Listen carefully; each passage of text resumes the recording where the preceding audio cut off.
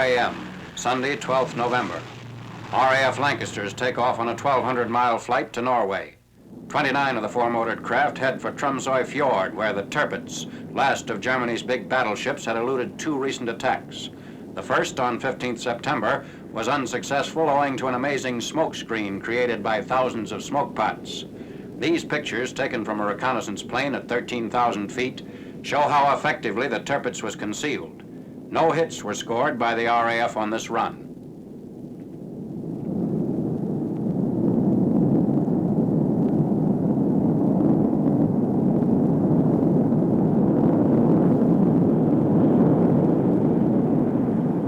In these British films, the TIRPITZ is seen firing her 15-inch guns as the second attack was attempted on 29th October.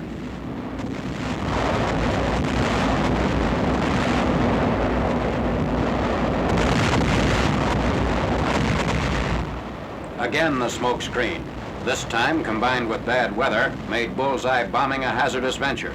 However, the RAF managed to score one hit with a 12,000-pounder.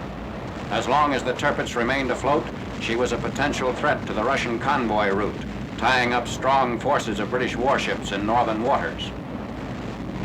She had to be sunk, and on 12th November, the Germans finally are caught by surprise. There is no smoke screen, and direct hits are scored. Flying between 13,000 and 16,000 feet, each of the 29 Lancasters looses a 6-ton earthquake bomb. The German battleship is hit at her bow, amidships, and toward the stern. This action was photographed simultaneously by two RAF camera planes.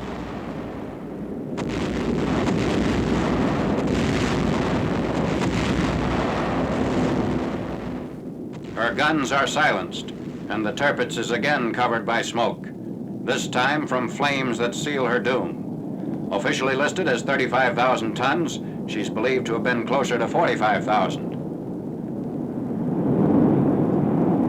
The warship heels over into the shallow fjord. The TIRPITZ carried 1,600 men. When the Germans finally broke their silence about the ship, they claimed that a large part of the crew had been saved.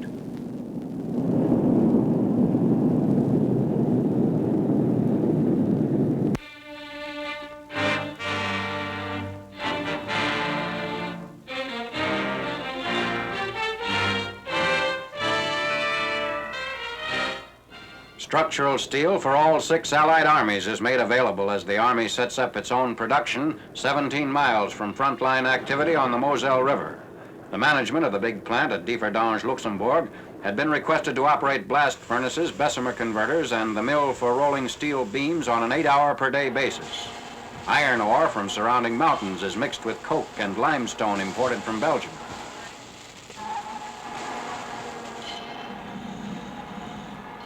The output of the hot air steel works since the Allies took over has been chiefly heavy steel I and H beams for bridging water barriers before the Reich.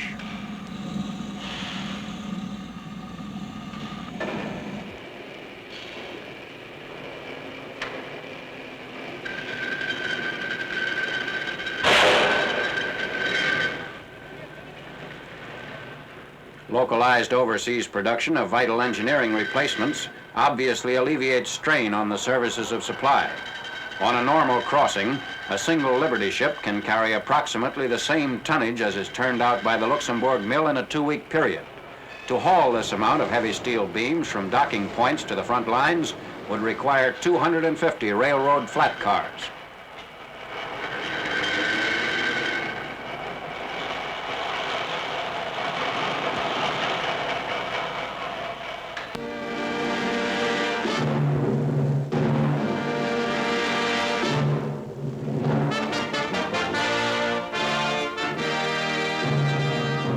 Royal Air Force film surveying damage to Belgian rail centers accomplished prior to 6th June. On the night of 1st-2nd May alone, these marshalling yards at Malines were struck with 510 tons of explosives by a bomber command force of 115 Halifaxes and Lancasters. Malines is on the main line between Antwerp and Brussels, and is also an important junction on the Ghent-Liège branch, running westward from the industrial Rhineland. Hasselt, key point on the northern route from Cologne-Aachen to Liège-Brussels-Paris. Bombing by the heavies of the RAF and rocket bombing and strafing by Mustangs and Thunderbolts of the U.S. 9th Air Force helped pulverize these yards and shops. Hasselt is also the center of the Campine coal fields. Coutray in West Flanders. Here near the French border, 3 lines from Ghent, Ostend, and Brussels converge for Lille and Paris. On the night of 10th, 11th May, RAF heavy bombers unloaded 510 tons of bombs on the yards, repair shops, and warehouses located here. 10 nights later, a flight of 7 Mosquito bombers struck again. With each light bomber carrying one 2,000-pound bomb, the Mosquitoes pinpointed key installations which had been repaired hurriedly by the Nazis. Heavy damage to marshalling yards and rolling stock at Louvain, where 2 north-south and 1 east-west railroad lines meet. The RAF struck here with such telling effect that on 19th May alone, 3 Spitfires knocked out a train of 50 to 60 cars loaded with tanks. The Panzers were prevented from reinforcing Rommel's units deployed in support of the West Wall.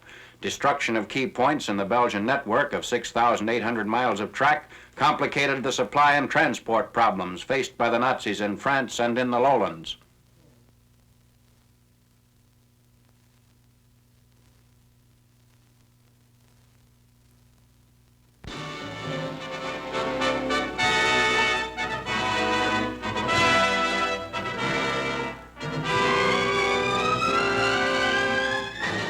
On 10th November, General Dwight D. Eisenhower rounds out an inspection tour of Allied units preparing for the mid-month general offensive against the Reich. The Supreme Allied Commander visited positions in France, Belgium, Holland, and Germany.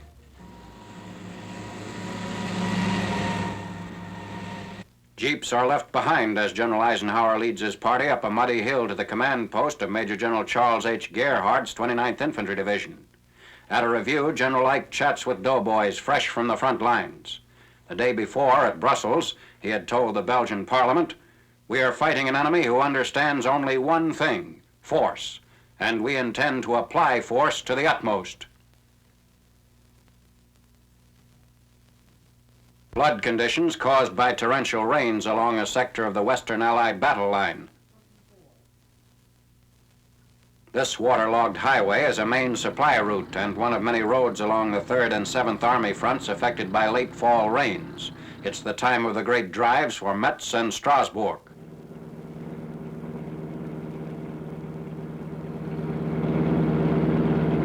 The flooded Moselle River inundates the countryside at Cavis on the 3rd Army front, submerging planes used to fly blood plasma and medical supplies to forward areas. The stream rose overnight, expanding its width from 50 to 1,500 yards. It's not known if the sudden rise was due to the heavy rainfall or demolition of a dam upstream.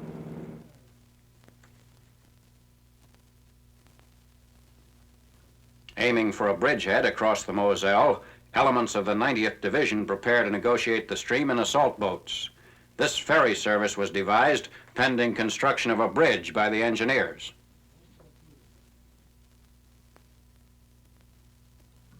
A ramp is constructed to bridge an area between high ground and the assault boats. According to engineers, the river is 54 inches deep, just a little too much for jeeps, trucks, or tanks to try to ford. Efforts to provide a suitable span across the swollen river were met by enemy artillery fire.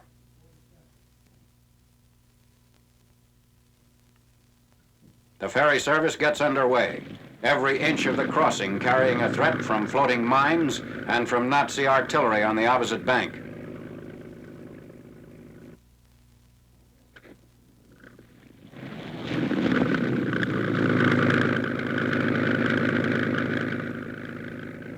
Heavy rainfall along another sector of the American advance delays the progress of line straightening operations. 48 hours of rain bogs down tanks, which were being used as artillery.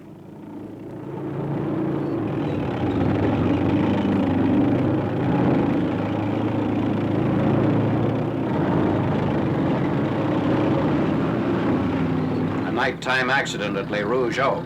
Hitting a soft shoulder, A wrecker belonging to a tank battalion turned over into an irrigation ditch, carrying with it a 2.5-ton truck.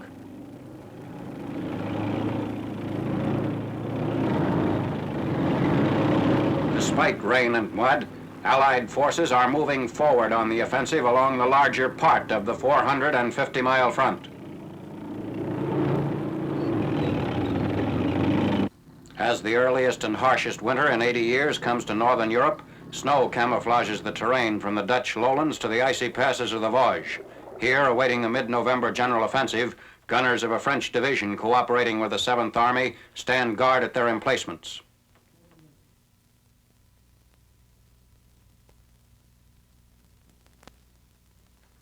The morning of 9th November, at a command post area on the 1st Army front in Belgium. Further east on the Belgian line, snow covers machine gun positions near the village of Krinkelt.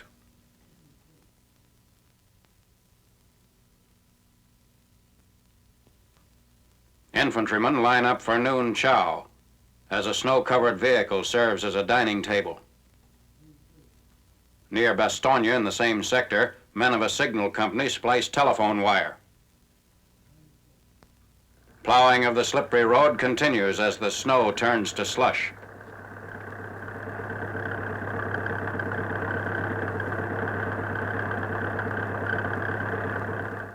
Telephone wire on the ground is uncovered and strung aloft.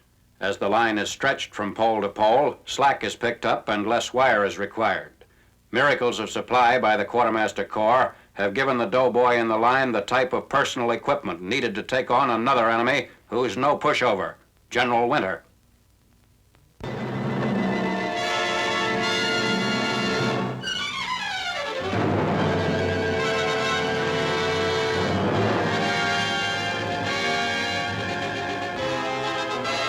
Driving rains and flooded roads slow down the 5th Army advance toward the Bologna-Rimini Highway. On 2nd November, in the town of Borgo San Lorenzo, the flood reaches a height which causes all military traffic servicing one forward area to come to a virtual standstill. Facing Allied forces along the whole Italian front are 28 Nazi divisions who, despite their heavy casualties, continue to make the conquest of the Po Valley a costly operation.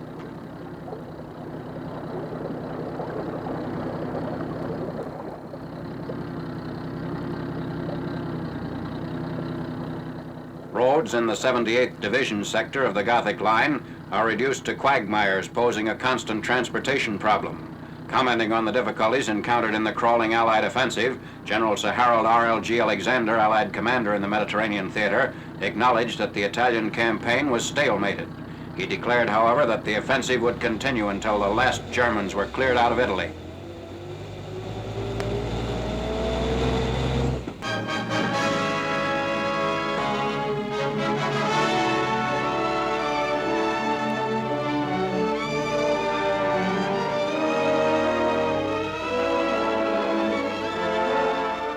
With the acceleration of post-monsoon operations in North Burma, added animal transport is rushed into the jungle battlefields. A field artillery battalion receives fresh teams of mules newly arrived from the States. This shipment consists of 6 sections, with 190 mules to the section. They are en route to Mogong, and the trip involves a ferrying job.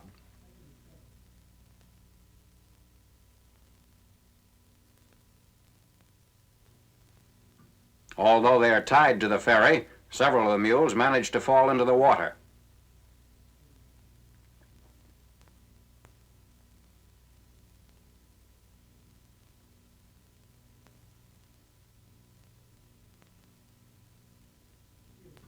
Crossing the Mogong River from Kamang, which is on the new stretch of the Lido Road between Wallabum and Mogong.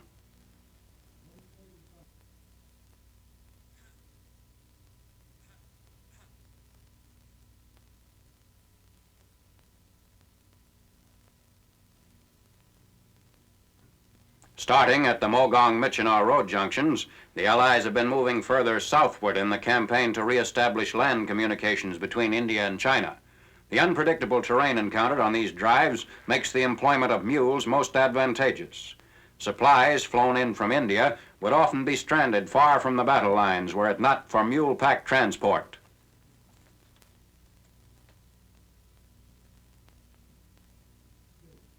Trains haul the mules over the last miles of their journeys to the front.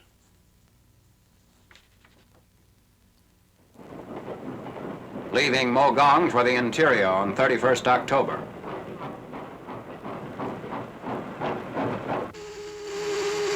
At Xingyang, Burma, timber for bridges and causeways is provided from abundant forests. 90% of the wood is halong and makai, reputedly among the finest timber in the world.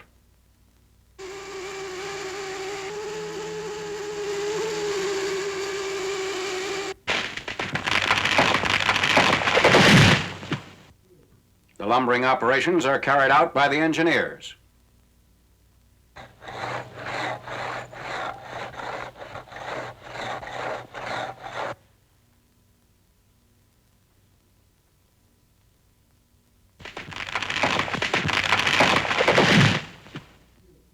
Chokers are hooked to the logs, and a tractor with logging winch will skid them to the cutting machines.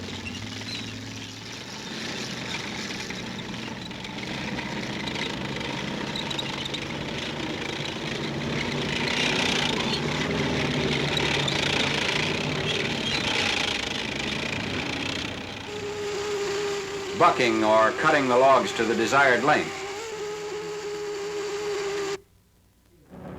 Loading the cut sections for transportation to the mill.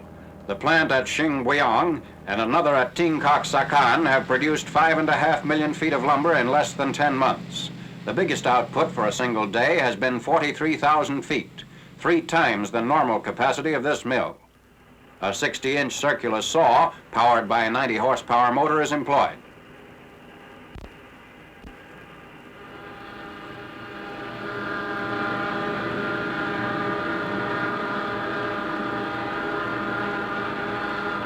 In addition to bridge construction, the demands for lumber also come from Lido Road engineers. For instance, washed-out terrain made it necessary at one point to construct a 2-mile board road elevated on piling. Therefore, this localized production of vital timber greatly expedites the increasingly necessary road to blockaded China.